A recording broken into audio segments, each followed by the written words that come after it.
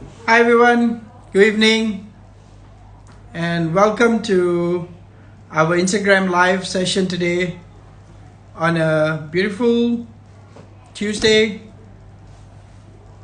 17th of August. So we're just going to wait for everyone to come in.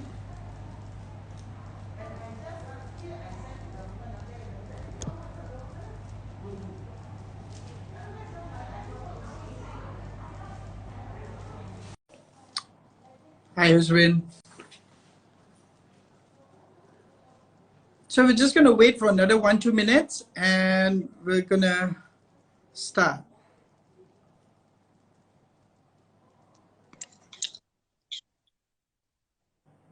Yes. Hi. Hi Rakhee, good evening. Hi. Can you hear me? Yep, I can. It's good. Okay, Yep. good. And I just putting my sound a bit louder. Hi, Dr. Sanjeev. Thank you so much for having me. Yeah, hi, Dr. Rakhee. Thank you so much for joining us today. Today we'll be talking a little bit about children and children injuries and injury prevention. And we're just going to wait for 1 more minute and then we'll start, yeah? We'll let everyone join in and in about 30 seconds or 1 minute, we'll start. Is that okay? All right. Okay. I'll just tell everybody a little bit about myself. Yeah, go ahead. Yeah, I'll do that. So, hi everyone. I'm Dr. Rakhee Yadav. I'm a consultant pediatrician, and I've been working in Malaysia for almost 20 years as a pediatrician. I am currently based in Damansara Medical Center, and I also have a separate clinic, Baby and Beyond Child Specialist Clinic in Publica. So I work in both these places, and I've got a pediatric nutrition diploma as well as I'm an early nutrition specialist. I'm also a vaccine advocate, and currently I have actually gone on social media to actually advocate for the right information on COVID-19 and its vaccinations. So I'm so happy that Dr. Sanjeev today decided to talk about safety in children, because besides COVID-19 vaccines and other things, I think safety in children is definitely very important, and right down your pathway as well, because if kids fall, the first thing we'll do is refer to orthopedics. So Yeah. thank you, Dr. Sanjeev, for getting the children. We have an enormous amount of experience and also talks about COVID. Today be Yeah, today be a nice session that doesn't involve COVID, yeah, or exactly. Yeah. a little bit about other things too. So I'll just go on. Just going to start now. Thank you so much, everyone, for joining us in rampalsurgery.com on Instagram live session today. It's a beautiful Tuesday in Kuala Lumpur here, and thank you for joining us. So today we'll be talking about child prevention of child injuries during the pandemic and how to prevent them. I have with me a good colleague of mine, Dr. Rakhee Yadav, and she's a consultant pediatrician who is a little bit of an Instagram star right now, and we're really happy to have her today with her experience, and we'll be talking a little bit more about the changes that we're going through as a community, and also children are a big part of our lives and a big part of our community. And Dr. Rakhee will hopefully be able to sort out the little bit about her practice, about what she's seeing, what is different, what she's seeing different nowadays since the pandemic has happened, and it's been going on forever now. It's been about a year and a half now, and more than a year and a half, and we're even gonna be changing our political scenes lately, and still we are going through a pandemic. So a little bit more change about the changes we'll be going through today. Yeah. So a little bit about the pandemic. So the first case of the pandemic was actually noted by the WHO on the 31st of December in 2019. It was discovered in Wuhan in Hubei province in China, and then less than a month on the 25th, it was detected in 3 of the travelers from China. There was in Malaysia, and that's how it all started off in Malaysia. We had the first round of lockdowns that started off on the 25th of January, and then it went on, and we had a whole load of restrictions and movement control order, and lately being in June 1st, we had total lockdown again due to the waves. Yeah, so now this pandemic has affected us in all ways, including our practice as medical practitioners, and me as being an orthopedic surgeon, and also Dr. Rakhee Yadav, who's a consultant pediatrician in a few centers in KL. So this changed our practice, and we thought we'd give you all a little bit more information today, so that everyone can join in and get some common knowledge how we can prevent these injuries. Yeah, so in certain papers, and also it's been documented in many countries, that there's an increase in certain amount of types of injuries, and we'll be going through that with Dr. Rakhee later on. And as we know, this pandemic has caused unnecessary increase in stress levels, as we are dealing with uncertainty, and also economic uncertainty, and also the familiarity. We are spending more time with our children at home, and more contact time, lesser opportunities for children or to reach out to social support, especially when it involves financial support. And also it also increases the incidence of family violence, also mental and physical violence. Yeah, so today I have with me Dr. Rakhee Yadav, and she was nice enough to introduce herself, and also so she introduced herself just now. Would you like to introduce yourself again, Rakhee, or you okay? Or shall we start? No, I think we'll just go straight into it. So, okay. The tagline of "Stay home and stay safe" is a definition that our Prime Minister has been putting and drilling into us. It's just not here; it's everywhere around. But staying home does come with some risks. So, Dr. Rakhee, like, what are the common injuries that you're seeing now in your practice since the start of the pandemic that is different from previously or has increased of late?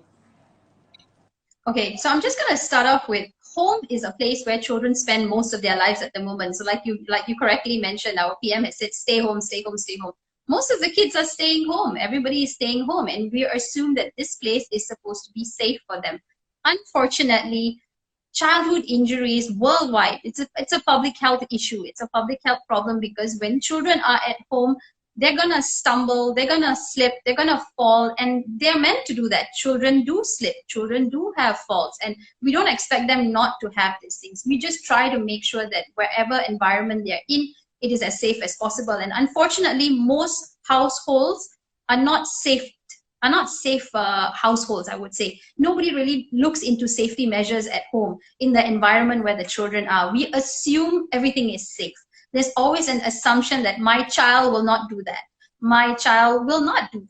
You know, so it's something that parents in general, the community takes for granted, the safety in their home, and serious injuries can happen. I mean, it might be a simple slip, but that slip can actually be tumbling down the road, and a car can pass by at the same time. So, you know, so it could lead to a child having disabilities, and in very rare cases, death as well. So there was a study that was recently done in Malaysia, actually, that looked at the type of kids that commonly had injuries, and they actually were children below 5 years old, so 0 to 4 years old. They were mostly Indians, interestingly, Indians, and followed by Malays, then followed by Chinese, and then others. And we would think that it would be in more of lower income households. But in Malaysia, the interesting fact is injuries and childhood injuries happened in high income families, right? So that's an interesting thing to note compared to other countries in the world, where you assume that, okay, rural folk, poorer income, low socioeconomic status, poorer household, that's why they're exposed to dangers and all that kind of stuff. So I think one way of looking at it would be a high income family. These are the families that would have a pool, for instance, a swimming pool. And, you know, so drowning instances could happen there. So this is just an example. So I'm going to go straight into what are the 5 common types of injuries that we see in children in our country. And that's, the first is falls. And falls can be anything in and around the house. Fall from a bed, fall from a chair, fall while you're even walking. I've even seen that. So some parents actually put helmets on their kids' heads so to prevent those falls. So it can be falls. Yeah, you know, so we have those baby helmets, so just to keep them on and make sure they don't hit their head anywhere, you know, because children between the ages of 1 to 2, they're learning how to walk and they're learning how to have a normal gait. So falls are very common. Up to 50% of childhood injuries involve falls. followed closely by poisoning or accidental ingestion. So accidental ingestion of what? Why would we keep poison? No, none of us keep poison. I mean, most of us don't keep poison at home. These would be more of accidental ingestion of parents' medication, accidental ingestion of their own medication. Maybe they had some cough syrup at home and they drank the whole bottle thinking it was juice because they're very nicely colored for kids. Accidental ingestion of detergents or household cleaning items. That's also a huge problem. Some parents tend to pour Clorox or bleach detergents into smaller containers, and these containers are kept around the house. So children think these are, like for instance, we had a case a couple of years ago that was admitted in ICU, and it was a 12-year-old girl that was playing with her friends in the evening, and she saw a Coke bottle. And so at home, her parents don't allow her to drink Coke, so she took the Coke bottle and she drank the bottle, and it turned out to be bleach. So she was admitted to ICU. It was a very long, nasty stay, and she succumbed to her injury. You know, so accidental ingestion can lead to death, and you must make sure that you don't put unnecessary things that are reachable for children of different ages. So now followed by burns, fires, burns. So now you think burns will only happen in a house that's burning down? No. So accidental lighter, kids that play with lighters in the house, fireworks, that's something that Malaysians we see a lot. So children who play with fireworks, it can even be the simple pop-ups or the sparklers. They can have burn injuries because of the sparks that come out. And of course we have nasty injuries with bigger fireworks, but that is also a cause for burns. Or accidental spillage of hot cup of tea or coffee or hot water or hot curry. They accidentally go into the kitchen when the mother is cooking. So these are common burn injuries that can happen. Then followed fourthly by suffocation or choking. So accidental choking of small items. They may be playing with maybe their brother's Lego toys or something, or maybe guli marbles, and they might accidentally choke on those things. Or peanut food items that may be choking because it's items that are too small or not appropriate for their age. And lastly, drowning. So accidental drowning or near drowning. So these are just a few of the common types of injuries that we see. And interestingly, the falls and burns are more commonly seen in boys and more common in adolescents, whereas the poisoning or accidental ingestion, studies have shown, is more common in girls. So that's just a little bit to talk about the type of injuries we see. When it comes to falls, and falls are dealt with in great detail in orthopedics, and also with burns. And we see being chemicals, especially as what you said, falls. Even before this, in children in the pediatric age group, the most common fall that would cause admission and surgery would be the injuries to the elbow because of the monkey bar fall from monkey bar. Yes. So when we have stay at home and stay safe, stay at home. So I guess home is not so safe. Yeah. Not so safe. So the home becomes the monkey bar. So like, I don't know about other children, but my kids climb the grill, the house grill, and you know, you can still fall from there. They climb anything. They climb on furniture. They find whatever that they want, so that it's whatever is accessible and reachable to them. They don't need a monkey bar or a slide to fall down. They just need a sofa, and they can still fall backwards. That's totally understandable, Dr. Rakhee. So now, Dr. Rakhee, how do you deal with them? So how do you treat them? Right. So when we treat them, it is according to what caused them in the first place. So if you have a burn injury, then you want to make sure that you have a good burns unit that you're referred to, the right doctors to see them. You even have doctors who specialize in burn injuries. If you have accidental poisoning, you must make sure you go to the nearest emergency department, not just a simple clinic, because they might not have the right equipment necessary to treat those poisoning. And we have also a national poison center that even doctors as well, we call up to find out what we can do and what is the toxic level of certain ingredients. Like for older children, we do see accidental, or how I would call it, intentional suicide attempts for older adolescents. So some of these children ingest certain medications to attempt suicide, and these are the ones that we need to make sure that we monitor them closely, and we need to refer to the right doctors, the right specialities, to make sure that there's a wholesome treatment involved. When they have falls, you want to make sure that you go to a hospital. You might need to do some radiological examinations, an x-ray of the bone to see if there's a fracture, or if there's a sprain, you want to look for an MRI, you know. So treatment actually depends on the cause, and subsequently we refer to the right people to get the right treatment done for them. So now that brings us nicely to our next topic about prevention, because prevention is better than cure. And now, as you nicely stated this now, that now we are having children in not a normal place, because they're normally going to school, going to tuition, and then coming back, and now they're all the time home. Some of the children don't even remember school. They don't want to go to school anymore. They said, it's online. That's the future. We don't want to go to school. We want to be home studied and stuff like that. But now spending so much of time at home with we had another session before this, and we talked about them being online, and how are you going to prevent this when you have them spending more time at home? So usually if the kid doesn't spend so much of time, he won't have access to that flammable poison, or he won't have that access, or he won't be spending that much of time for him to fall. Because if an injury is going to happen, if an accident is going to happen, a motor vehicle accident, for example, or anything else, it will be around the house. I mean, it'll be around the house. So how do we actually, what advice would you give your potential, the information to your potential these clients out there? What would you tell them to actually do to prevent these injuries? Like, what modification can you do at home, or maybe something that can prevent these injuries, Dr. Rakhee?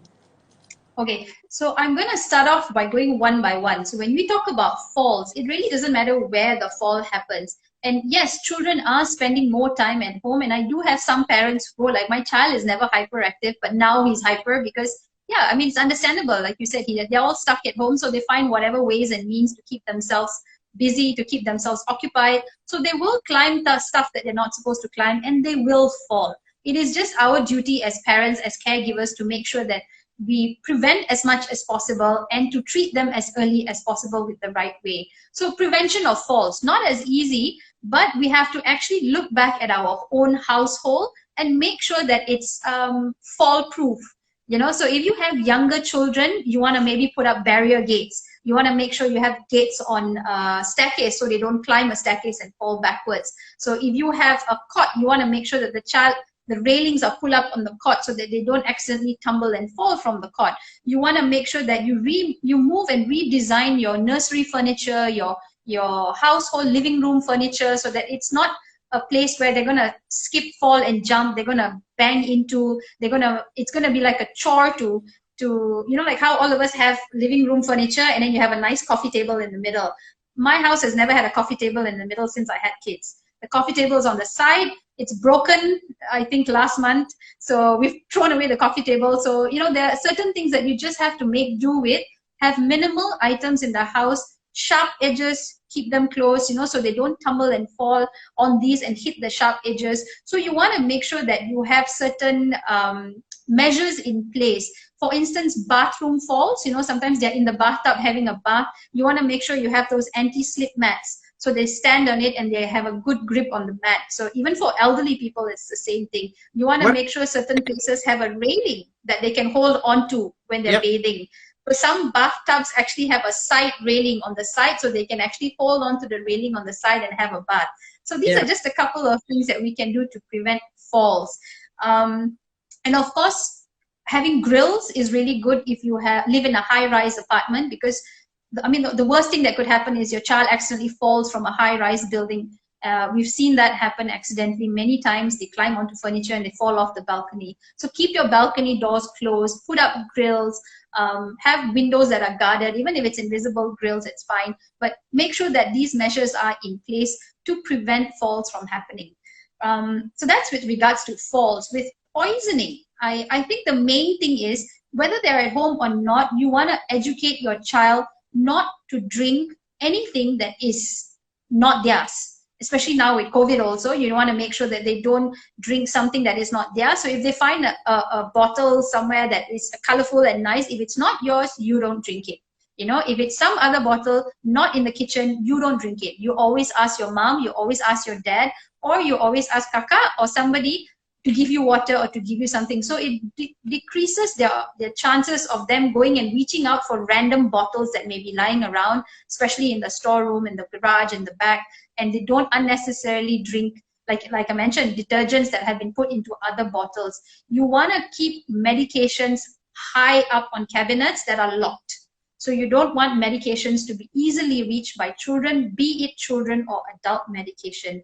You don't want them to also reach your detergents and your Clorox and your cleaning utensils. So those also keep them on a high rise, unapproachable area for kids, inapproachable area for kids. So that's with regards to poisoning or accidental ingestion. With regards to burns, there are ways. I mean, don't keep matches in the house unnecessarily. And lighters also, there are child-proof lighters that you can get if you really need to have a lighter in the house.